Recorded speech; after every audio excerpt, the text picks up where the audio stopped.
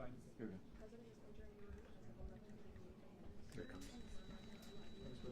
everybody. Mr. President.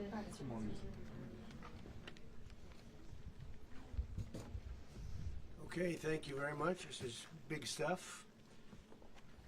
We appreciate you being here. Late last night and early today, at my direction, the United States Armed Forces conducted an extraordinary military operation in the capital of Venezuela. Overwhelming American military power, air, land, and sea, was used to launch a spectacular assault. And it was an assault like people have not seen since World War II. It was a force against a heavily fortified military fortress in the heart of Caracas to bring outlaw dictator Nicolás Maduro to justice. This was one of the most stunning, effective, and powerful displays of American military might and competence in American history. And if you think about it, we've done some other good ones, like the attack on Soleimani, the attack on al-Baghdadi, and the obliteration and decimation of the Iran nuclear sites just recently in an operation known as Midnight Hammer, all perfectly executed and done. No nation in the world could achieve what America achieved yesterday, or frankly in just a short period of time. All Venezuelan military capacities were rendered powerless as the men and women of our military, working with U.S. law enforcement, successfully captured Maduro in the dead of night. It was dark. The lights of Caracas were largely turned off due to a certain expertise that we have. It was dark and it was deadly. But captured along with his wife, Cilia Flores, both of whom now face American justice. Maduro and Flores have been indicted in the Southern District of New York. It's J. Clayton, for their campaign of deadly narco-terrorism against the United States and its citizens. I want to thank the men and women of our military who achieved such an extraordinary success overnight with breathtaking speed, power, precision, and competence. You rarely see anything like it. You've seen some raids in this country that didn't go so well. They were an embarrassment. If you look back to Afghanistan, or if you look back to the Jimmy Carter days, they were different days. We're a respected country again, maybe like never before. These highly trained warriors, operating in collaboration with U.S. law enforcement, caught them in a very ready position. They were waiting for us. They knew we had many ships out in the sea, just sort of waiting. They knew we were coming. So they were in a ready, what's called a ready position. But they were completely overwhelmed and very quickly incapacitated. If you would have seen what I saw last night, you would have been very impressed. I'm not sure that you'll ever get to see it, but it was an incredible thing to see. Not a single American service member was killed, and not a single piece of American equipment was lost. We had many helicopters, many planes, many people involved in that fight. But think of that, not one piece of military equipment was lost, not one service member was, more importantly, killed. The United States military is the strongest and most fearsome military on the planet by far, with capabilities and skills our enemies can scarcely begin to imagine. We have the best equipment anywhere in the world. There's no equipment like what we have, and you see that even if you just look at the boats. You know, we've knocked out 97% of the drugs coming in by sea. 90%. Each boat kills 25, on average, 25,000 people. We knocked out 97%.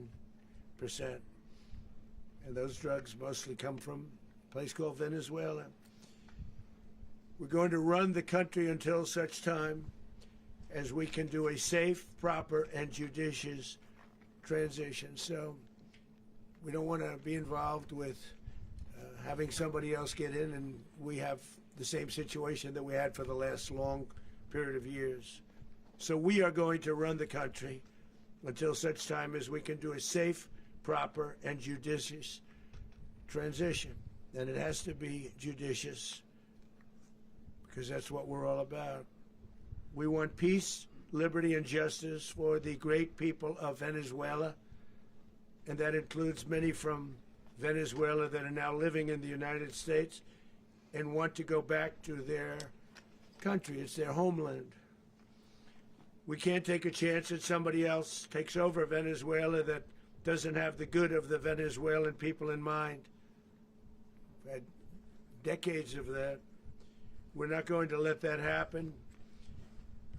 We're there now, and what people don't understand, but they understand as I say this, we're there now, but we're going to stay until such time as the proper transition can take place. So we're going to stay until such time as we're going to run it, essentially, until such time as a proper transition can take place.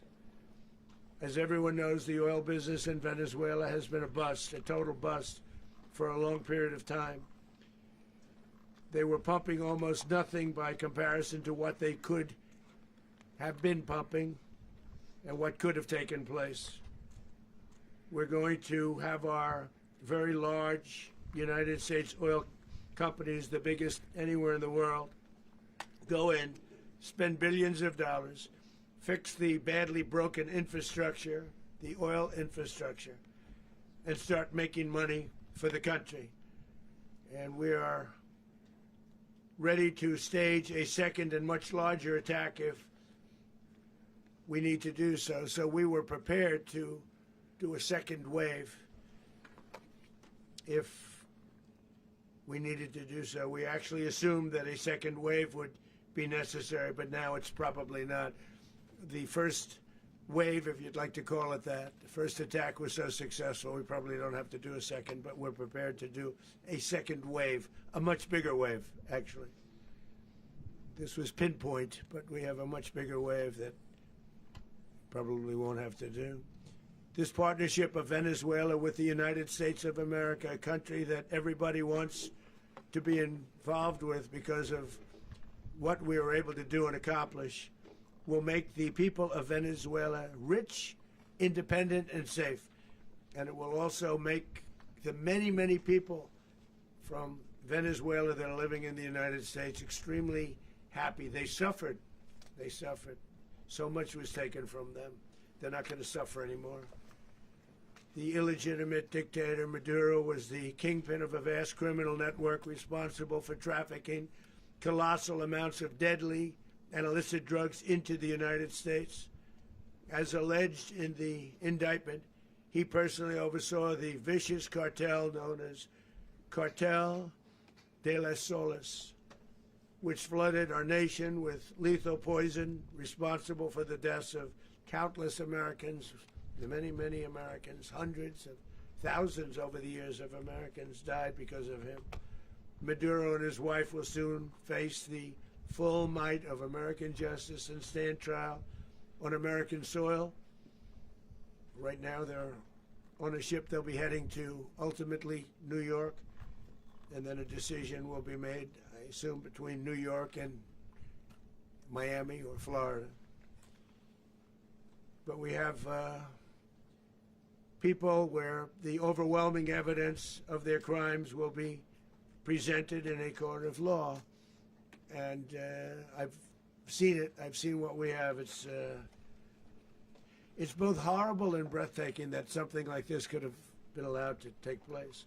For many years after his term as president of Venezuela expired, Maduro remained in power and waged a ceaseless campaign of violence, terror, and subversion against the United States of America, threatening not only our people, but the stability of the entire region.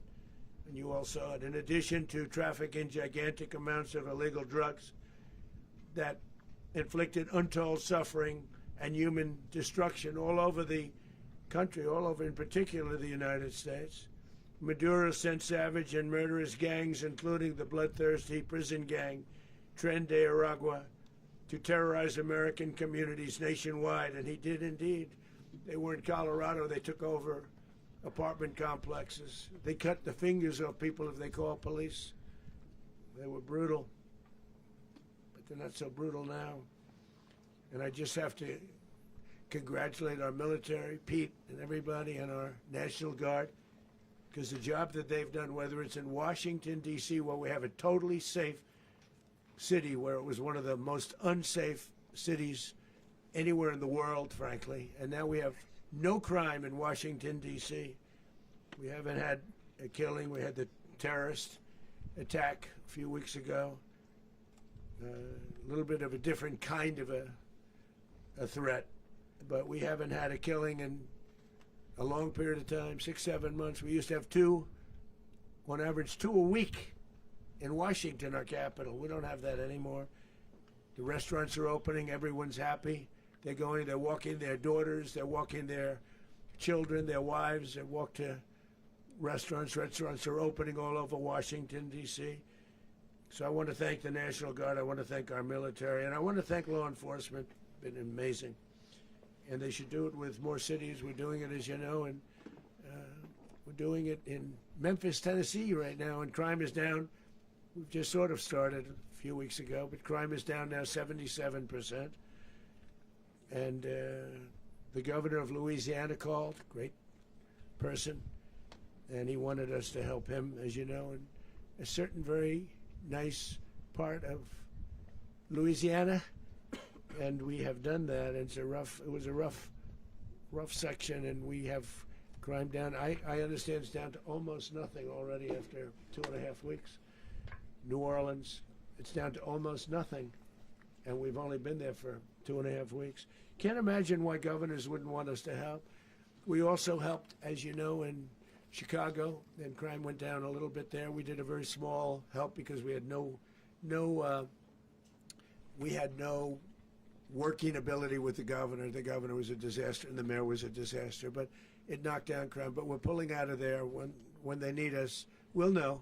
You'll know. You'll be writing about it. And likewise, Los Angeles, where we saved Los Angeles early on, where the head of the police department made a statement that if the federal government didn't come in, we would have lost Los Angeles. That's long after the fires. That's when they had the riots in Los Angeles. We did a great job. Got no credit for it whatsoever, but that's okay. It doesn't matter. We don't need the credit. But we'll be pulling out when they need us. They'll call, or we'll go back if we have to. We'll go back. But we did a great job in various cities. But the place that we're very proud of is Washington, D.C., because it's our nation's capital. We took it from being a crime-ridden mess to being one of the safest cities in the country. But the gangs that they sent raped, tortured, and murdered American women and children. They were in all of the cities I mentioned, Tren de Aragua.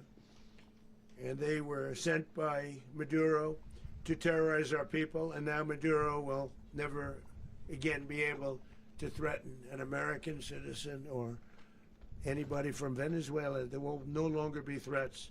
For years I've highlighted the stories of those innocent Americans whose lives were so heartlessly robbed by this Venezuelan terrorist organization. Really one of the worst. One of the worst, they say the worst.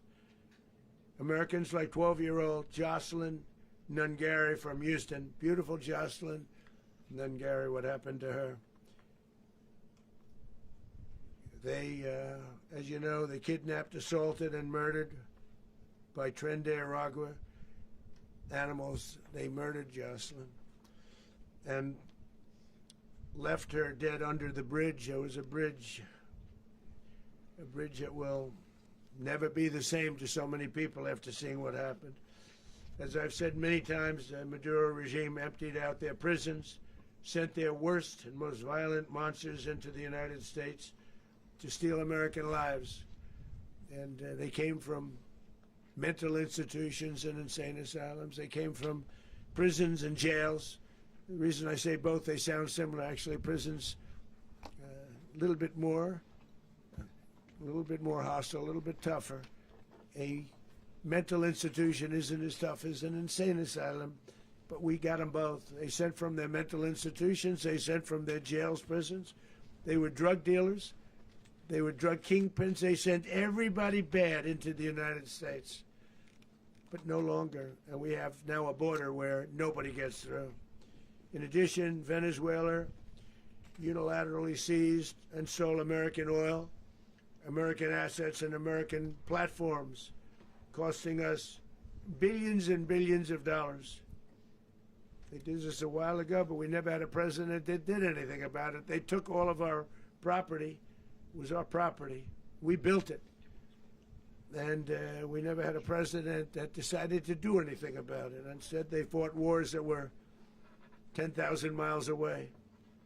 We built Venezuela oil industry with American talent, drive, and skill, and the socialist regime stole it from us during those previous administrations, and they stole it through force. This constituted one of the largest thefts of American property in the history of our country. Considered the largest theft of property in the history of our country. Massive oil infrastructure was taken like we were babies, and we didn't do anything about it. I would have done something about it. America will never allow foreign powers to rob our people or drive us back into and out of our own hemisphere. That's what they did. Furthermore, under the now deposed dictator Maduro, Venezuela was increasingly hosting foreign adversaries in our region and acquiring menacing offensive weapons that could threaten U.S. interests and lives. And they used those weapons last night. Potentially in league with the cartels operating along our border. All of these actions were in gross violation of the core principles of American foreign policy, dating back more than 2 centuries, and not anymore. All the way back, it dated to the Monroe Doctrines, and the Monroe Doctrine is a big deal, but we've superseded it by a lot, by a real lot. They now call it the Monroe Document. I don't know. It's Monroe Doctrine. We sort of forgot about it. It was very important, but we forgot about it. We don't forget about it anymore. Under our new national security strategy, American dominance in the Western Hemisphere will never be questioned again. Won't happen. So just in concluding, for decades, other administrations have neglected or even contributed to these growing security threats in the Western Hemisphere. Under the Trump administration, we are reasserting American power in a very powerful way in our home region. And our home region is very different than it was just a short while ago. The future will be, and we did this in my first term. We had great dominance in my first term, and we have far greater dominance right now. Everyone's coming back to us. The future will be determined by the ability to protect commerce and territory and resources that are core to national security. These are core to our national security. Just like tariffs are, they've made our country rich, and they've made our national security stronger than ever before. But these are the iron laws that have always determined global power. And we're going to keep it that way. We will secure our borders. We will stop the terrorists. We will crash the cartels, and we will defend our citizens against all threats, foreign and domestic. Other presidents may have lacked the courage or whatever to defend America, but I will never allow terrorists and criminals to operate with impunity against the United States. This extremely successful operation should serve as warning to anyone who would threaten American sovereignty or endanger American lives. Very importantly, the embargo on all Venezuelan oil remains in full effect. The American Armada remains poised in position, and the United States retains all military options until United States demands have been fully met and fully satisfied. All political and military figures in Venezuela should understand what happened to Maduro can happen to them, and it will happen to them if they aren't just, fair, even to their people. The dictator and terrorist, Maduro, is finally gone in Venezuela. People are free. They're free again. It's been a long time for them, but they're free. America is a safer nation. This morning, it's a prouder nation this morning because it didn't allow this horrible person and this country that was doing very bad things to us. It didn't allow it to happen. And the Western Hemisphere is right now a much safer place to be. So I want to thank everybody for being here. I want to thank General Raising Cane. He's a fantastic man. I've worked with a lot of generals. I worked with some I didn't like. I worked with some I didn't respect. I worked with some that just weren't good. But this guy is fantastic. I watched last night one of the most precise attacks on sovereignty. I mean, it was an attack for justice. And I'm very proud of him, and I'm very proud of our Secretary of War, Pete Hegseth, who I'm going to ask to say a few words. Thank you very much. Mr. President, can you explain how the U.S. will run Venezuela? Well, thank you, Mr. President. Finally, a commander-in-chief the world respects and the American people deserve. And as the President said, words can barely capture the bravery and the power and the precision of this historic operation. A massive joint military and law enforcement raid flawlessly executed by the greatest Americans our country has to offer. American warriors are second to none, the best in the world and the best of our country. What all of us witnessed last night was sheer guts and grit, gallantry and glory of the American warrior. I'm simply humbled by such men, and I tip my hat to our chairman, Dan Raising Cane, and all those Americans who stood watch last night. Our warriors are the elite of America, and again, President Trump has your back. No other country on planet Earth, and it's not even close, could pull this kind of operation off. And no other president has ever shown this kind of leadership, courage, and resolve. The most powerful combination the world has ever seen. As the President said, our adversaries remain on notice. America can project our will anywhere, anytime. The coordination, the stealth, the lethality, the precision, the very long arm of American justice, all on full display in the middle of the night. Nicolás Maduro had his chance, just like Iran had their chance, until they didn't and until he didn't. He effed around, and he found out. President Trump is deadly serious about stopping the flow of gangs and violence to our country. Deadly serious about stopping the flow of drugs and poison to our people. Deadly serious about getting back the oil that was stolen from us. And deadly serious about reestablishing American deterrence and dominance in the Western Hemisphere. This is about the safety, security, freedom, and prosperity of the American people. This is America first. This is peace through strength.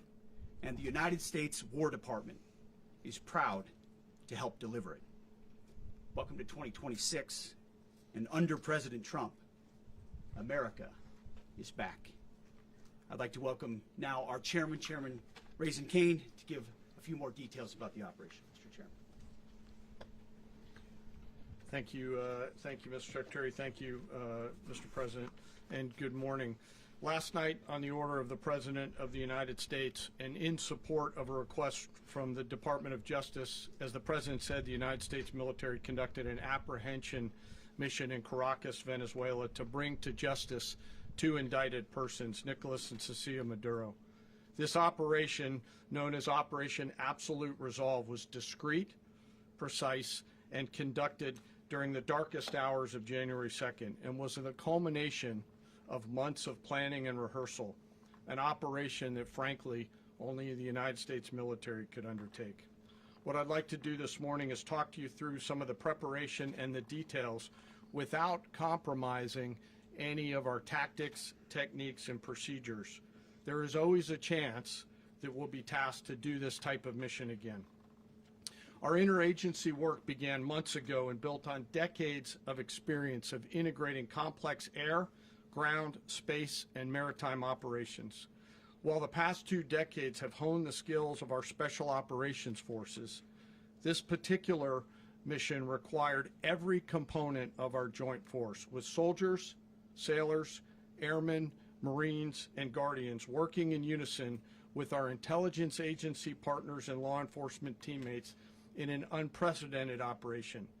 We leveraged our unmatched intelligence capabilities and our years of experience in hunting terrorists, and we could not have done this mission without the incredible work by various intelligence agencies, including the CIA, NSA, and NGA. We watched, we waited, we prepared, we remained patient and professional. This mission was meticulously planned, drawing lessons from decades of missions over the last many years, many missions over these last many years. This was an audacious operation that only the United States could do. It required the utmost of precision and integration within our joint force. And the word integration does not explain the sheer complexity of such a mission. An extraction so precise it involved more than 150 aircraft launching across the Western Hemisphere in close coordination, all coming together in time and place to layer effects for a single purpose: to get an interdiction force into downtown Caracas while maintaining the element of tactical surprise. Failure of one component of this well-oiled machine would have endangered the entire mission, and failure is never an option for America's joint force. Those in the air over Caracas last night were willing to give their lives for those on the ground and in the helicopters. Let me talk a little bit about the preparation. After months of work by our intelligence teammates to find Maduro and understand how he moved, where he lived, where he traveled, what he ate, what he wore, what were his pets, in early December, our force was set pending a series of aligned events. Key was choosing the right day to minimize the potential for civilian harm and maximize the element of surprise, and minimize the harm to the indicted personnel so, as the President said, they could be brought to justice. And as the President said earlier today, weather in Venezuela is always a factor this time of the year. And over the weeks through Christmas and New Year's, the men and women of the United States military sat ready, patiently waiting for the right triggers to be met and the President to order us into action. Last night, the weather broke just enough, clearing a path that only the most skilled aviators in the world could maneuver through. Ocean, mountain, low cloud ceilings, but when tasked with a mission, this organization does not quit. At 10:46 p.m. Eastern Time last night, the President ordered the United States military to move forward with this mission. He said to us, and we appreciate it, Mr. President, good luck and Godspeed. And those words were transmitted to the entire joint force. Over the course of the night, aircraft began launching from 20 different bases on land and sea across the Western Hemisphere. In total, more than 150 aircraft, bombers, fighters, intelligence, reconnaissance, surveillance, rotary wing were in the air last night. Thousands and thousands of hours of experience were airborne. Our youngest crew member was 20, and our oldest crew member was 49. And there's simply no match for American military might. As the night began, the helicopters took off with the extraction force, which included law enforcement officers, and began their flight into Venezuela at 100 feet above the water. As they approached Venezuelan shores, the United States began layering different effects provided by Spacecom, Cybercom, and other members of the interagency to create a pathway. Overhead, those forces were protected by aircraft from the United States Marines, the United States Navy, the United States Air Force, and the Air National Guard.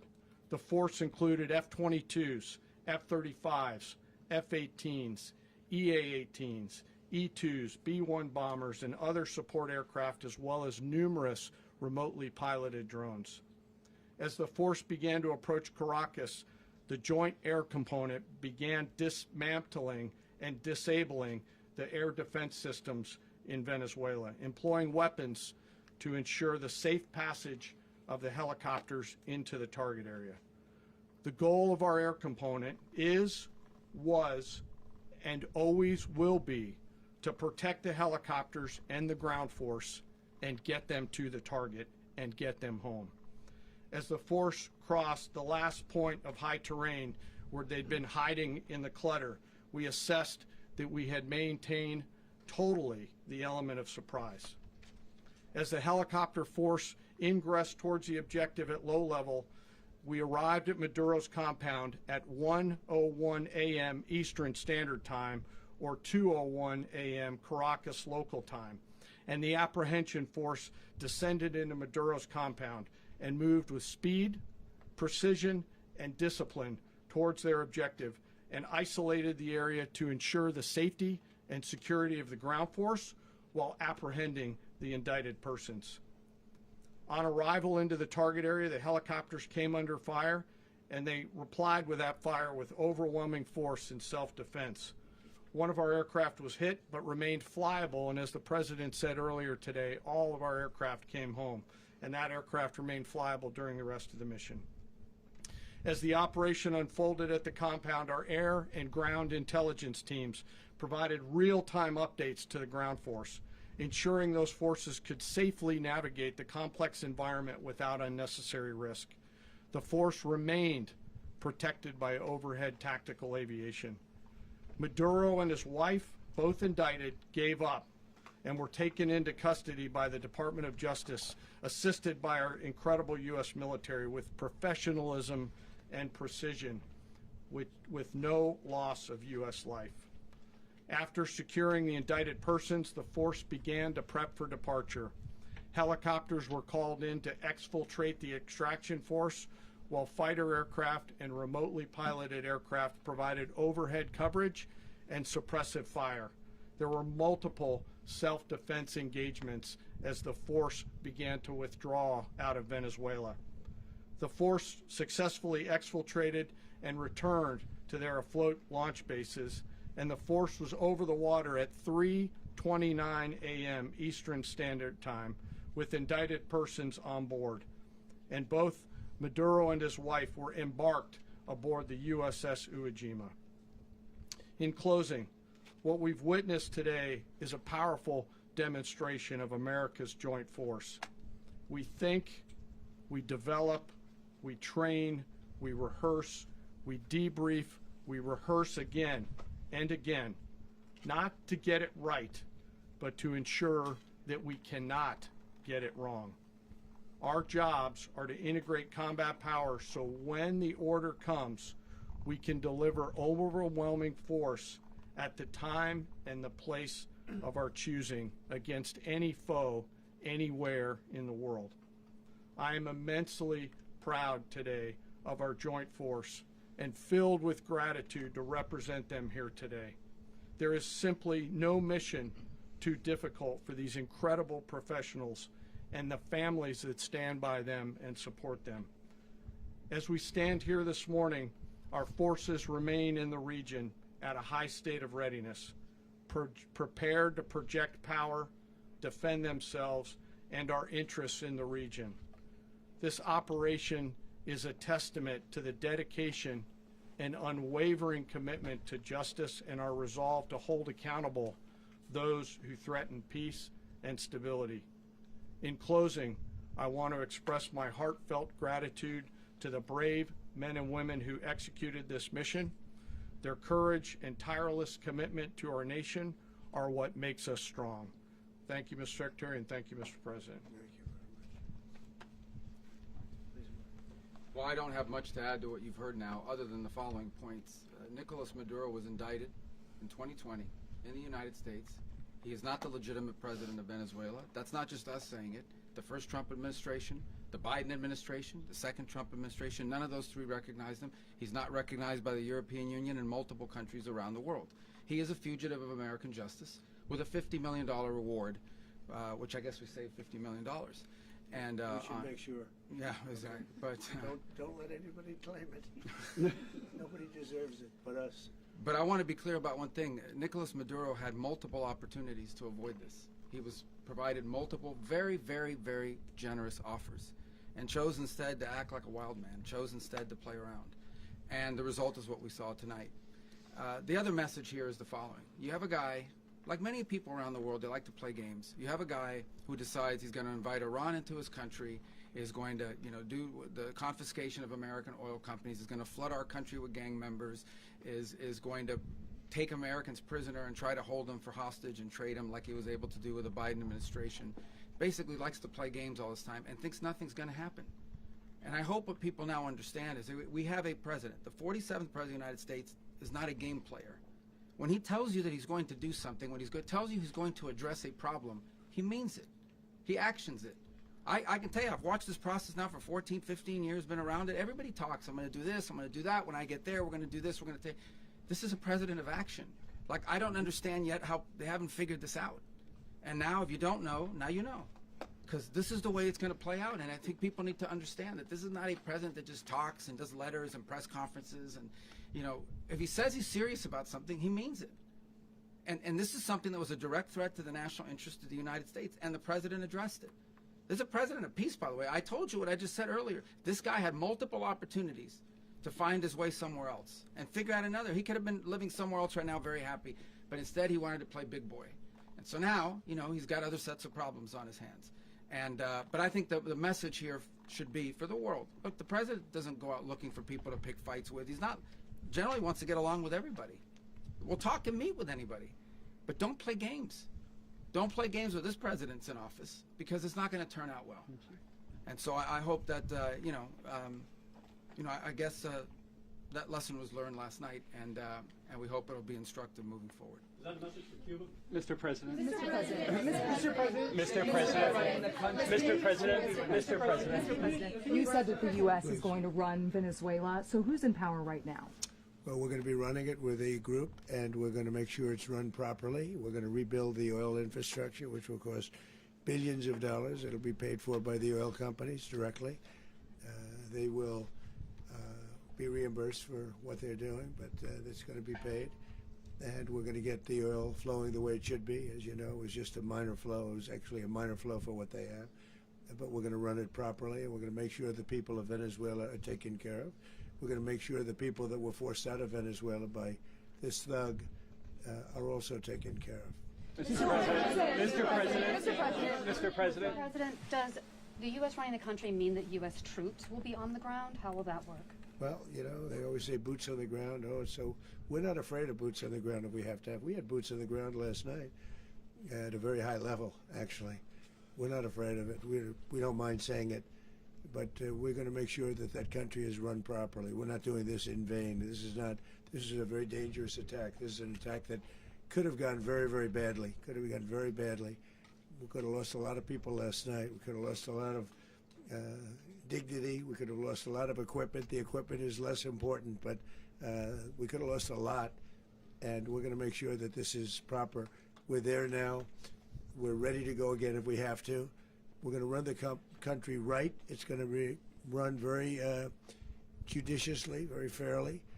It's going to make a lot of money. We're going to give money to the people. We're going to reimburse people that were taken advantage of. We're going to take care of everybody. It's very important. We couldn't let them get away with it. They stole our oil. We built that whole industry there, and they just took it over like we were nothing. And we had a president that decided not to do anything about it.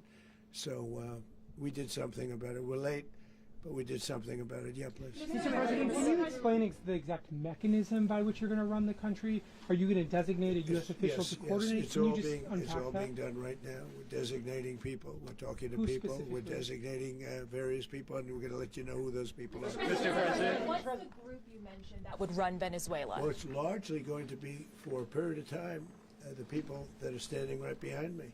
We're going to be running it. We're going to be bringing it back. It's a dead, I talk about a dead country. A year and a half ago, we were a dead country. Now we're the hottest country anywhere in the world. We're a country doing better than any country anywhere in the world. And it required leadership. Venezuela has a lot of bad people in there, a lot of bad people that shouldn't be leading. We're not going to take a chance that one of those people take over for Maduro. So you can look at, and others, we have fantastic people, including people in the military. So we're going to have a group of people running it until such time as it can be put back on track, make a lot of money for the people, and give people a great way of life, and also reimbursement for people in our country that were forced out of Venezuela. Mr. President, Rubio would be. you said earlier today that you weren't going to back Machado to come back and be the opposition leader in your Fox and Friends interview. And then you also mentioned the Vice President of Venezuela. Are you going to work with the Vice President of Venezuela, or how do you foresee the relationship Well, I going? understand she was just sworn in, but she was, as you know, picked by Maduro. So Marco's working on that directly. He just had a conversation with her, and she's essentially willing to do what we think is necessary to make Venezuela great again. Very simple. Mr. President, Colombian President Gustavo Petro, a couple weeks ago, he said he's got to watch his ass. And today, he said he's not concerned about anything happening to him in the aftermath of this operation. So, just what your message is Well, about he that. has cocaine mills. He has factories where he makes cocaine. And yeah, I think I stick by my first statement. He's making cocaine. They're sending it into the United States. So he does have to watch his ass. Mr. President, Did you notify any members of Congress in advance? Marco, do you want to talk about that? Because you were involved in Sure. We call members of Congress immediately after. This was not the kind of mission that you can do congressional notification on. It was a trigger-based mission in which conditions had to be met night after night. We watched and monitored that for a number of days. So it's just simply not the kind of mission you can call people and say, hey, we may do this at some point in the next 15 days. But it's largely a law enforcement function. Remember, at the end of the day, at its core, this was an arrest of 2 indicted fugitives of American justice, and the Department of War supported the Department of Justice in that job. Now, there are broader policy implications here, but it's just not the kind of mission that you can pre-notify because it endangers the mission. Mr. President, Listen, if I can add one thing to that, Congress has a tendency to leak. This would not be good. If they leaked, General, I think it would have been maybe a very different result. But I have to say, they knew we were coming at some point, We had a lot of ships out there. They sort of knew we were coming. But Congress will leak, and we don't want leakage. Mr. President, you were one of the only people to watch this all play out live. What was Maduro doing when the U.S. forces entered what I assume would be his home? And also, was there any point where the U.S. was considering if Maduro pushed back or resisted killing Maduro? It could have happened. It could have happened. He was trying to get into a safe place. You know what a safe place is, all steel. And he wasn't able to make it to the door because our guys were so fast. They went through the opposition so fast. And there was a lot of opposition. People were wondering, do we get them by surprise? Sort of surprised, but they were waiting for something. It was a lot of opposition. There was a lot of gunfire. You saw some of it today. But he was trying to get to a safe place, which wasn't safe because we would have had the door blown up in about 47 seconds, they say on average, regardless of how thick the steel was. It was a very thick door. It was a very heavy door, but he was unable to get to that door. He made it to the door. He was unable to close it. So where's Maduro going to be?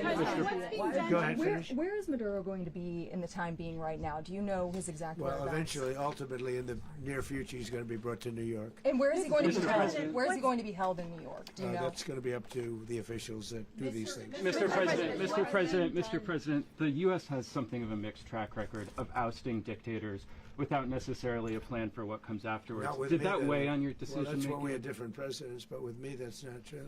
With me, we've had a perfect track record of winning.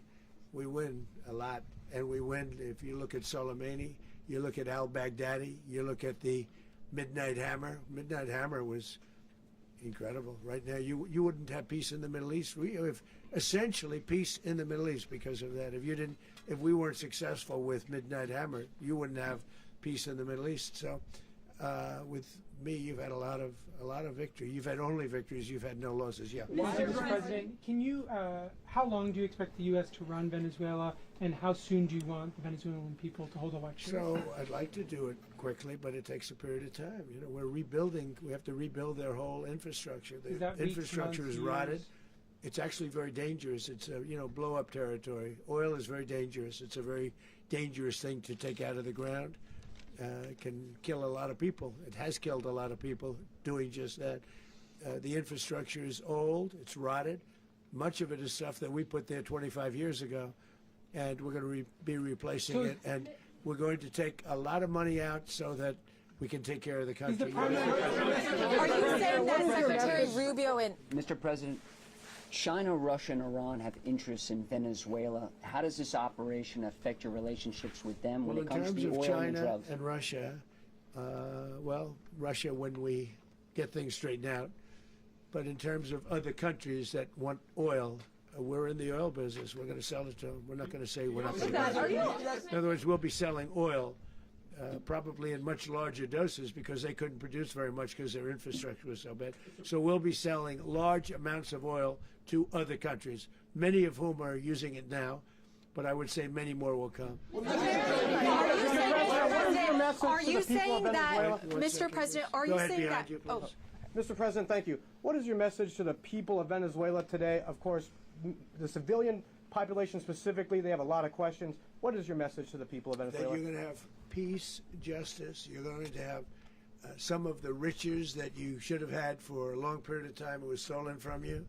But you're going to have peace, and you're going to have safety. You're going to have justice. You're going to have a country. You're going to have a real country. You're going to have potentially a great country. You know, if you go back 20 years, maybe even a little longer ago, that was a great country, and they destroyed it. Remember I said that if we lose this election, the United States will be Venezuela on steroids. That's what would have happened. Had we lost the election, the 2024 election, we suffered so badly when you look at the border from 2020. What they did, what Joe Biden administration did to our country should never be forgotten.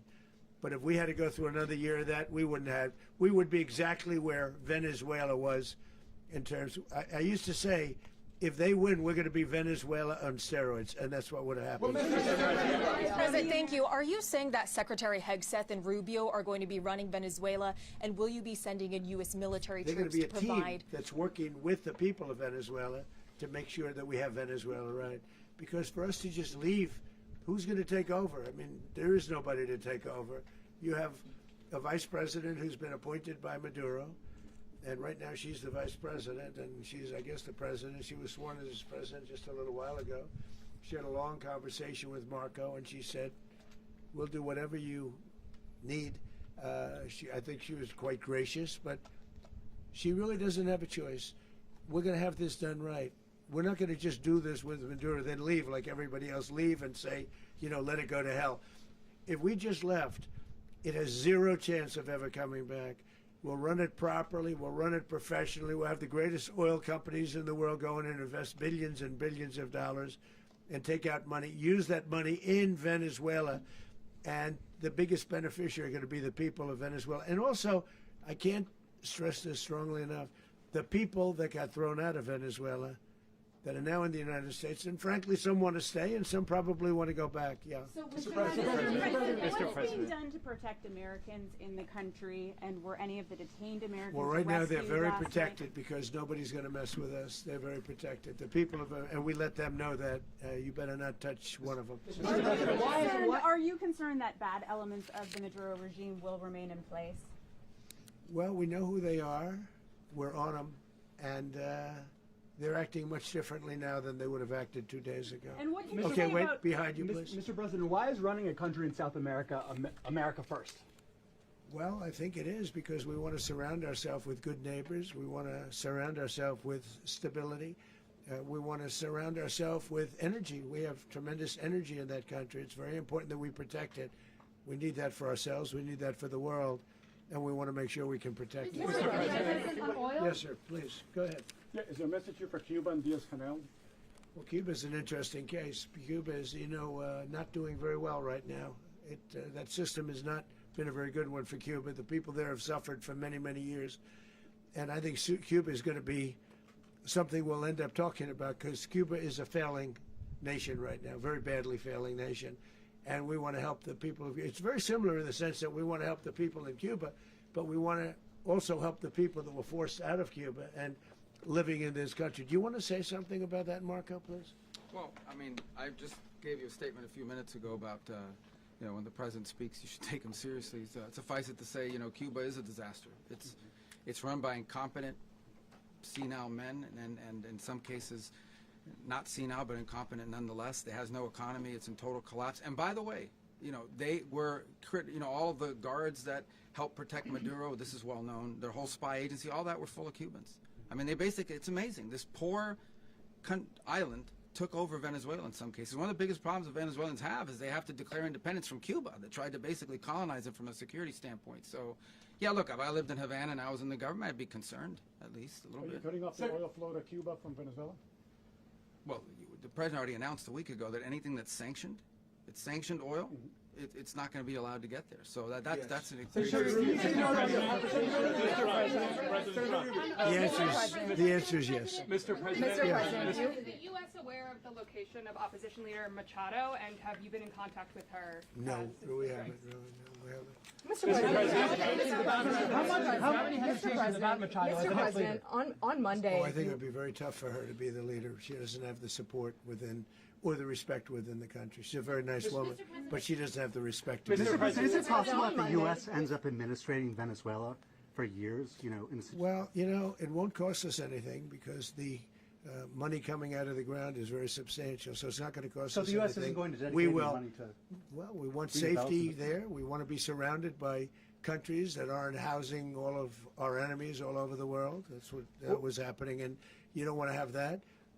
But we're going to be rebuilding, and we're not spending money. The oil companies are going to go in. They're going to spend money.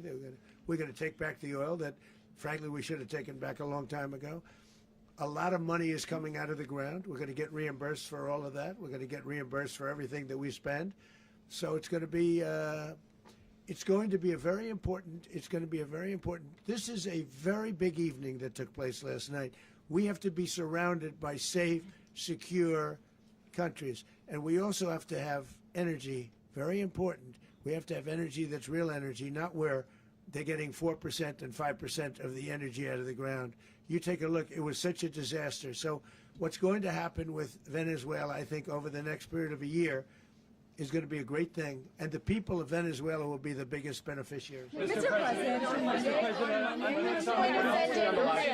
military. Mr. President, thank you. What did you last speak to Maduro about when you spoke? And is the Well, US I don't want to at get war into with the Venezuela? conversations, but I did have conversations with him, and I said, you got to surrender. And I actually thought he was pretty close to doing so, but now he wished he did, yeah. Mr. President, can you explain, you said that Maduro is responsible for drug trafficking. You recently pardoned the former president of Honduras who was convicted on many drug trafficking. Can you explain how these two situations are different? And would you ever pardon Maduro? I endorsed, as you know, the winning president, the man who won in Honduras. I endorsed the man who won in Chile. I endorsed the man who won in Argentina. And we are doing very well with that whole group. What the man that I pardoned was, if you could equate it to us, he was treated like the Biden administration treated a man named Trump. That didn't work out too well for them. This was a man who was persecuted very unfairly. He was the head of the country. He was persecuted very unfairly. And there are a number of them. And we felt that it was a very unfair situation that happened to him. He's also a party member of the man who won. So obviously the people liked what I did. And one of the reasons that was done is because of the fact that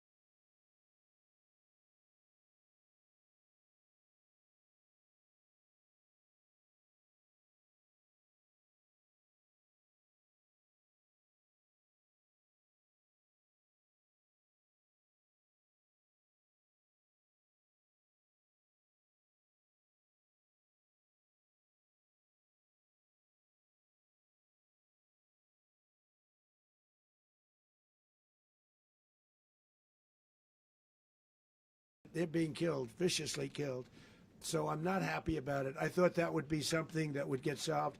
We have Mr. Witkoff here. I think that we're making progress, but that's a war that should have never happened. If I were president, it would have never happened. Putin says it. Everybody says it. If I were president, that would have never happened. But I inherited that war. That was Joe Biden, Zelensky, and Putin. I came into the situation, and it's a mess. And I will say this. I watched an operation last night that was so precise, that was so brilliant. I mean, it was incredible.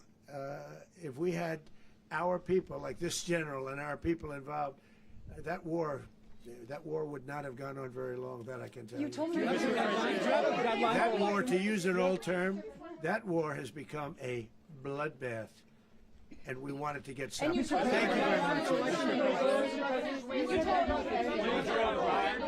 Are you concerned a rogue Venezuelan general can take over the country? Can you talk about your conversation with the vice president?